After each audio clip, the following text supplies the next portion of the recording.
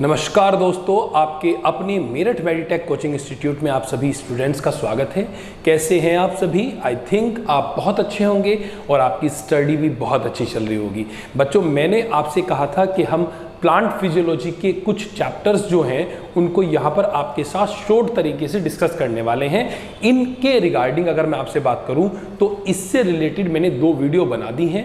Transport in plant की छोटे छोटे से लेक्चर लिए थे ताकि आपका क्विक रिवीजन हो जाए। आज इस चैप्टर को, जो कि प्लांट फिजियोलॉजी का पहला चैप्टर है, उस चैप्टर को फाइनलाइज कर लेंगे। ये छोटी सी वीडियो के माध्यम से आप अपना रिवीजन कर सकते हैं। तो जितने भी बच्चे यहाँ पर मेरे को देख रहे हैं, अगर उन्हें वीडियो अच्छी लगे तो अपने ग्रुप में शेयर आउट जरूर कीजिएगा ताकि सभी बच्चों को टाइम से इंफॉर्मेशन भी मिल जाया करे, वो हमारे चैनल को ज्वाइन कर लें और साथ साथ उनका भी रिवीजन हो जाए। बच्चों, ट्रांसपोर्ट इन प्लांट की अगर हम बात करें तो अभी तक हम वाटर के ट्रांसपोर्ट की बात कर चुके हैं, मिनरल्स के ट्रांसपोर्ट की बात कर चुके हैं। हमें पढ़ना है फूड का ट्रांसलोकेशन।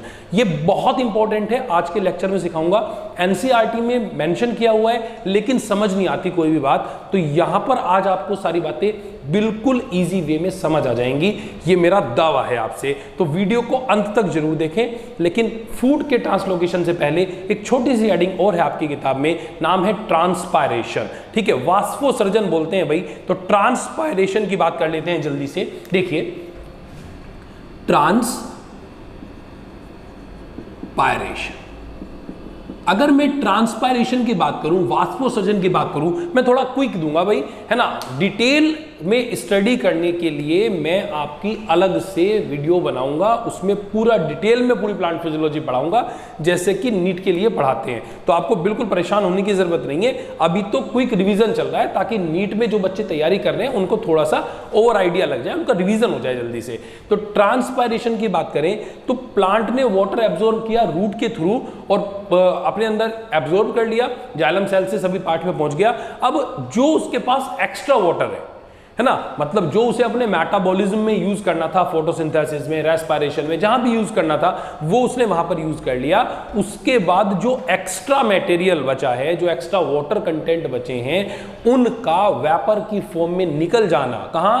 लीफ से बाहर निकल जाना, दैट इज कॉल्ड ट्रांसपायरेशन। मतलब extra removal of water from the aerial part of the plant is called transpiration. Transpiration majorly 3 तरीके से हो सकता है। First one, stomatal transpiration. Second one is cuticular transpiration and the third one is lenticular transpiration.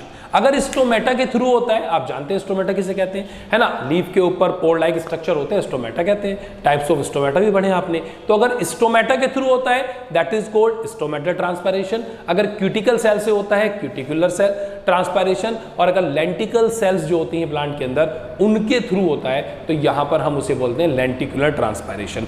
ज्यादातर जो transpiration होता है वो स्टोमेटा के थ्रू होता है, तो मेजरली इसी को मान लेते हैं। लगभग 90 to 95% तो यही से हो जाता है ना। तो मेनली लिखा हुआ है एनसीईआरटी में कि transpiration is mainly by stomata, है ना। इसलिए रीजन ये 1 से 2-3% ये और लगभग 1% के करीब में ये आपका आता है। इतना डिटेल नहीं जाएगा, ठीक है।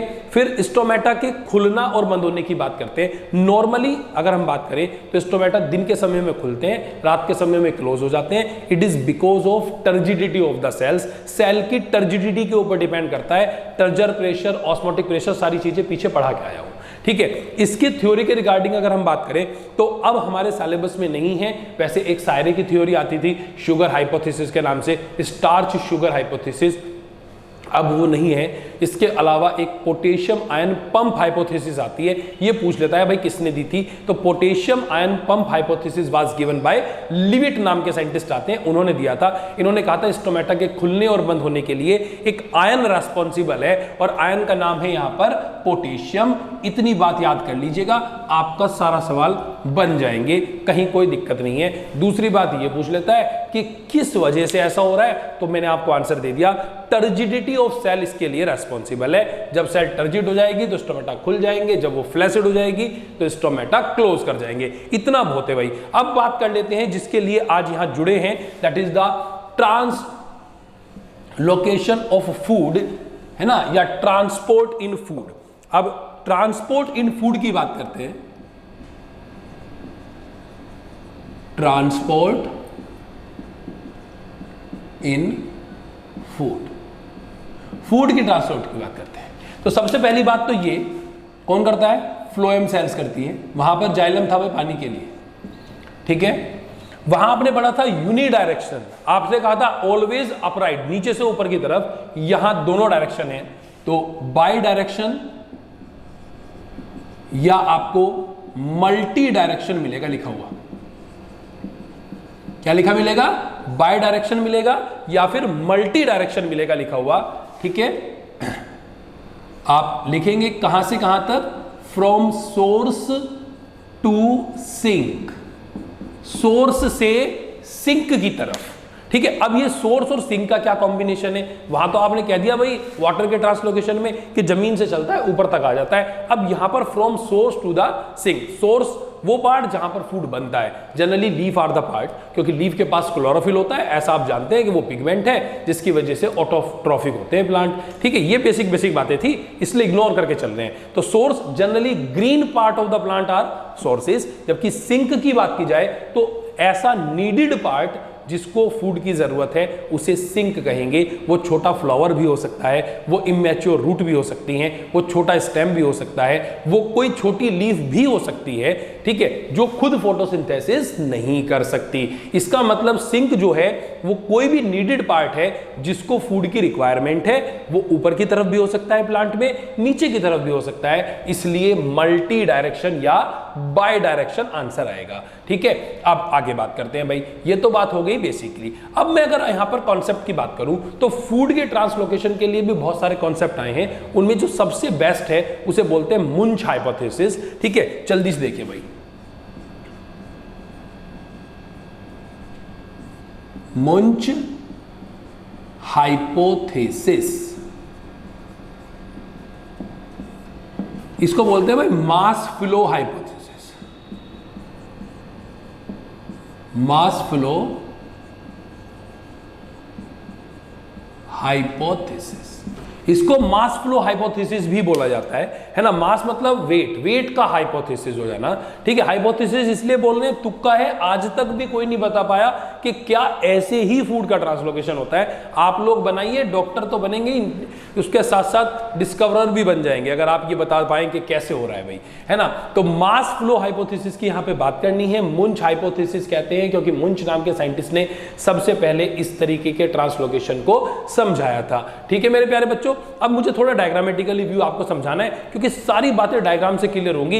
एनसीईआरटी ने मेंशन किया है, डायग्राम भी बताया है, बहुत सारी बच्चों को प्रॉब्लम्स आती हैं, इसलिए मैंने ये वीडियो बनाया है। तो आज के बाद आपका कोई भी क्वेश्चन इससे गलत नहीं होगा, उसकी जिम्मेदारी मैं ले रहा हूं। सिर्फ मुझे 5 मिनट देखना है, बिल्कुल ध्यान लगा के, ठीक है। अब मैं इसको रब कर रहा हूं भाई, ये तो बेसिक बात थी, सभी बच्चों को पता थी। अब हम पढ़ने वाले हैं कि जी कैसे हो रहा है ट्रांसलोकेशन। अब सबसे पहली बात मैं यहां डायग्राम बनाता हूं एक लीफ का। ये मेरे पास कोई प्लांट है, ये मैंने इसकी लीफ बना दी, ये प्लांट की लीफ बड़ी लीफ है, इसके पास फोटोसिंथेसिस करने की कैपेसिटी है, ऊपर से आ रहा है सन, मतलब सन की रोशनी, और यहां पर इसके पास थे क्लोरोफिल, क्लोरोफिल की वजह से इसने क्या किया, फोटोसिंथेसिस, और फोटोसिंथेसिस होने के बाद क्या बन गया, ग्लूकोज, ऐसा कि आप पढ़ के आए हो, और एक ग्लूकोज कन्वर्ट हो गया सुक्रोज में by the enzyme invertase, invertase enzyme की प्रेजेंस में। ऐसी बात ग्लाइकोलाइसिस में पढ़ के आए हैं आप लोग, ठीक है। ग्लूकोज बनेगा लेकिन ग्लूकोज किस में कन्वर्ट हो जाएगा, सुक्रोज में, because sucrose is the transported sugar, glucose is not the transported sugar. Star लगा के लिखो भाई point, glucose is not a transported sugar। सवाल आया हुआ है भाई नीट में और केमिस्ट्री से पूछा था, ठीक है। तो देखो एक सवाल केमिस्ट्री का भी करवा दिया है ना, कि glucose is not transported sugar, glucose एक ट्रांसपोर्टेड शुगर नहीं है, ठीक है, सुक्रोज ट्रांसपोर्ट करता है, ठीक है। अब हम यहां पर बात करते हैं, तो ये मैं रब कर देता हूं भाई आपके लिए। ये हम डायग्रामेटिकली बात कर रहे हैं ये प्लांट के फ्लोएम वाली सेल्स, इससे बाहर की तरफ आप जानते हैं जाइलम होगा, ये देखिए इधर मैंने जाइलम बना लिया, तो that is the xylem, that is the xylem, और अंदर की तरफ यहां फ्लोएम। अब प्लांट के पास फ्लोएम है, प्लांट ने यहां पर फूड वगैरह बना लिया फोटोसिंथेसिस से, और इस फूड को पहुंचा दिया फ्लोएम सेल्स के अंदर, मतलब यहां पर स्टोर कर लिया। सॉरी, अब फ्लोएम के अंदर यहां पर फूड बन गया है भाई, स्टोर हो गया। अब जाइलम के पास तो पहले से ही पानी है, कल पढ़ा था आपने, जाइलम सेल्स के पास क्या है, पानी है, वाटर है। और जो इनर मेम्ब्रेन होती है, ये जो मेम्ब्रेन है, मतलब फ्लोएम की जो मेम्ब्रेन है, दीज आर सेमी परमेबल। इसका मतलब पानी को तो जाने से रोक नहीं सकती, तो पानी यहां एंटर करेगा, ये पानी यहां एंटर करने लगा।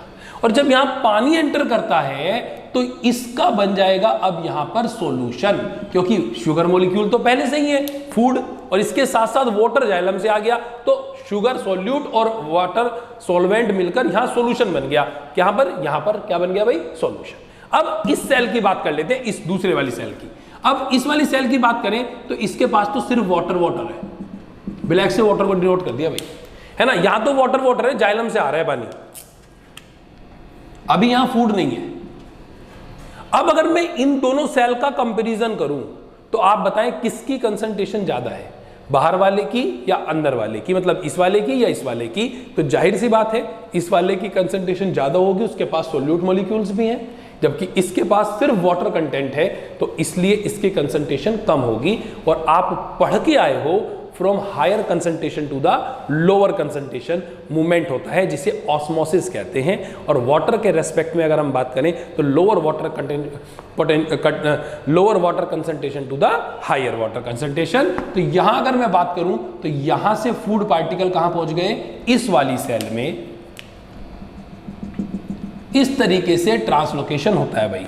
फिर ऐसे ही कंपैरेटिवली यहां से यहां, यहां से यहां, और यहां से यहां, और जहां तक जरूरत है। अब मैंने माना कि भाई छोटा सा फूल है एक, इस फूल को, इस फ्लावर को नीड है किसकी, फूड की, तो वहां तक पहुंचता जा रहा है, सेम प्रोसीजर से पहुंचता रहेगा। एंड द प्रोसेसर का नाम ऑस्मोसिस, और इस प्रोसेस का नाम क्या है भाई, ऑस्मोसिस है ना मेरे प्यारे बच्चों। तो आगे नहीं बात कि फूड का ट्रांसलोकेशन कैसे होता है, ऑस्मोसिस के थ्रू, पहला सवाल सीबीएसई ने पूछ रखा है। दूसरी बात कैसे होता है, ग्लूकोज बनता है लेकिन ट्रांसपोर्ट शुगर सुक्रोज। तीसरी बात higher water concentration to the lower water concentration, just like the osmosis, ठीक है। जहां तक नीड है वहां तक होगा, बाय डायरेक्शनल होगा। अब इस फूड को जरूरत थी, यहां से फूड पार्टिकल यहां पहुंच गए, एंड फ्लावर बिकम लार्ज, और फ्लावर जो है आपका वो बड़ा हो गया, अब वो ग्रो कर गया, है ना।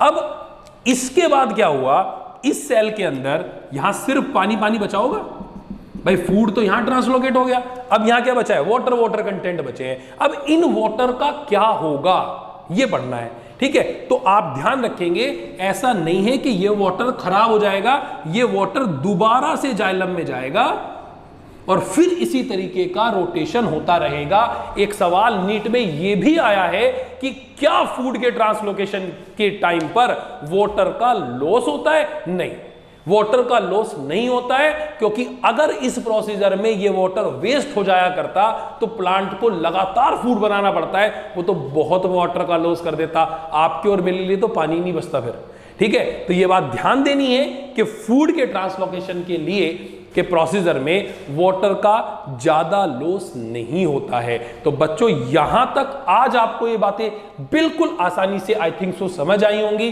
कि फूड का ट्रांसलोकेशन किस तरीके से होता है। इसके अलावा कोई भी क्वेश्चन आप किसी भी किताब का लगाइए, आपका गलत नहीं होने वाला इस कॉन्सेप्ट को पढ़ने के बाद। थोड़ी तबीयत ठीक नहीं है, इसलिए ज्यादा एफर्ट से काम नहीं कर पा रहा हूं, लेकिन आप लोगों के प्यार की वजह से मुझे ज्वाइन होना पड़ता है आपके साथ, ठीक ठीक है। और बस इसी तरीके से अपना प्यार बनाए रखिए। अगर वीडियो अच्छी लगी है तो जरूर शेयर कीजिए। अभी हमारे सब्सक्राइबर 2000 के करीब पहुंचने वाले हैं, थोड़ा सा इसको एक्सटेंड कराइए ताकि हम प्रॉपर वे में इस साल रेगुलर क्लासेस आपकी पूरे कॉन्सेप्चुअल डायग्रामेटिकली तरीके से आपकी ले सके। तो बच्चों वो तभी पॉसिबल हो पाएगा जितना ज़्यादा से ज़्यादा बच्चे हमारे साथ जुड़ेंगे, ठीक है। चलिए तो आज की वीडियो को यहीं समाप्त करते हैं। बहुत बहुत धन्यवाद आपका मेरे साथ जुड़ने के लिए। चैनल सब्सक्राइब करना ना भूलें। धन्यवाद। जय हिंद, जय भारत।